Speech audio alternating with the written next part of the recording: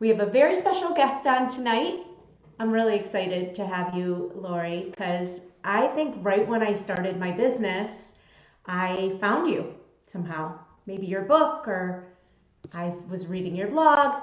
Um, you guys, I want to introduce Lori Holden. I always want to say Lori Lavender Luz because Lavender Luz is, do I say that right, Luz? Yep. Yes. Okay, Yes. Thank you. You did it is correct. the name of her podcast. But Lori Holden is a blogger, a podcaster, a, um, an author, and last but certainly not least, an adoptive mama, probably one of many more roles as well. So I just want to start by asking you to tell people who you are and a little bit of your adoption story. Sure. I thanks for having me, Becca. It's really great to be here. Yeah. And thanks to all your guests. I'm excited to talk with you because this spring I am kind of entering a milestone with my own journey because I first dipped my toe into adoption world from infertility world about 20 years ago. So my oldest child is about to turn 20 and my youngest child is about to turn 18. And having kind of the scope of this part of the journey, of course, there's more, um, has just really helped. I have things to share. And so it was about after my children got out of their baby and toddler stages, which is so intense as a parent, that I got into the online world of adoption. And I was so excited because our story was so happy. And I got into some forums. This was even before Facebook days, and wanted to share all my happiness. And I found out that it's not all happiness. There's like a whole layer of other complexity going on from other parts of the adoption triad. And I found that so curious, that something I thought I knew, I didn't know very well at all. So I learned, I listened, I got humbled, I got spanked. And that's when I kind of started my blog to try to work things out in my own head. And eventually that turned into a book with my daughter's birth mom helping me, and also talking with other people who are living in open or closed adoption and finding out what did and didn't work. That book, which is called The Open-Hearted Way to Open Adoption, has been out. Huge fan. It's about, thank you. It's been about 7, 8 years now. I So think it's, I've sold your publisher out a few times, well, and we many of our appreciate that. families have it. That's wonderful. We knew that there's no encyclopedia that can cover everything that might come up in every permutation of things, but we thought if we could help people orient on the most important things, that orientation would carry them through all the specific situations, through Mhm. the ages and stages and complexities of adoption. Great. Yeah, The Open-Hearted Way to Open Adoption. It's really great. And I think that was one of the very first books I read that really explained open adoption to me in a way that I had never thought of before. And it was a huge awakening for me. So I'm going to ask you to define what you say, what open adoption means to you. It's interesting because if you ask anybody what open adoption means, they probably are going to say that there's some sort of contact. And what I found on my journey is that contact is a very imprecise measure. Are we talking about the type of contact, texting versus pictures versus phone calls or Skypes or in-person meetings or vacations? There's kind of a hierarchy there. Are we talking about the quantity of contact? Are we talking about the quality of contact? It's very imprecise. You could have a bunch of people say they're in open adoptions and they could all have a very, very different vibe. Mhm. So I started to investigate. I think maybe contact is not the best measure. It's one measure, but it's not the best measure. What really seems to make a difference in the integration of the child. First of all, let me back up. When we talk, the premise of the book is that adoption creates a split in a person, the adoptee, between their biology, the DNA they're born with, and their biography, the life that's written by those they call family. And sometimes that can include birth family. And openness is a way to heal that split. So we want to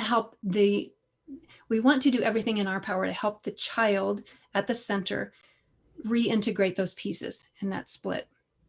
So contact is a way to do that, but contact is difficult. Contact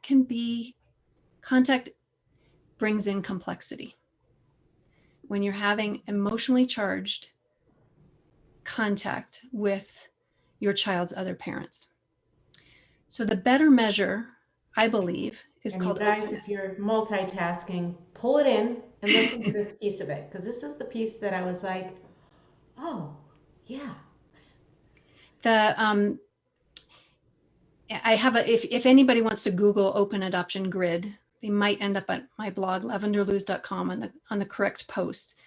So it takes this spectrum of contact from none to lots, but it pops it into a grid with another measure on the north-south axis called openness. And openness is really more, it's not about just contact. It's more about being able to meet your child where they are in various moments on their own ages and stages. And to do that, you sometimes have to be able to look within and see if there's something going on with you. Sorry about my background. The flamingos are in and out, aren't they? No, that's good. That's fine. I'm jealous of where you appear to be. Yes, in the pre-COVID days when we Yeah. used to get out of our houses. So there are then 4 quadrants. In the first quadrant, where you have low contact and low openness. And for ease, we can just say what low openness means. You're not really able to talk easily about adoption when it comes up in your home, because maybe you have some wounds about it, your child has some questions you're not ready to answer about it, and things get hard. So the first box is where you don't have either one of them. That's the closed adoption. That's what everybody knows about adoption. If we do have contact, but not really openness, that's more of an obligatory box where, they're sending their pictures, they're willing to abide by the agreement, but the relationship piece is missing there with birth family members, and the ability to to meet the child where they are and to talk about what's going on for them, whether they're 3 or 6 or 10 or 15. The parents haven't really done their inner work to get to that spot. Box 3 would be where you don't have contact for whatever reason. And remember, we parents don't have full control over whether there's going to be contact. We can opt in, but we can't make birth parents opt in. There's lots of reasons why birth parents may be absent.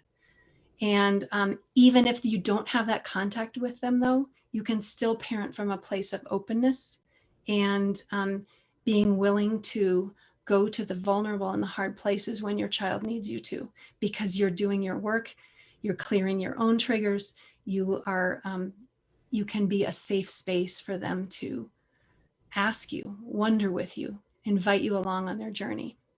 And then the last box would be box 4. We have both contact and openness. And it's not better than box 4. It just means that birth parents are available to you. But it looks a lot like an extended family model, where you've welcomed in the loved ones of your beloved because they are the loved ones of your beloved. And you treat them the same way you would with uncles, cousins, grandparents, in-laws. We already have a model for legally joining 2 families together. Yeah, I think yesterday I was listening to a speaker, and for the first time I heard I heard the analogy of, when you get married, if you are married, I'm not one of the lucky ones. And when you get married, you join 2 families, and you don't, leave your families just to be with each other.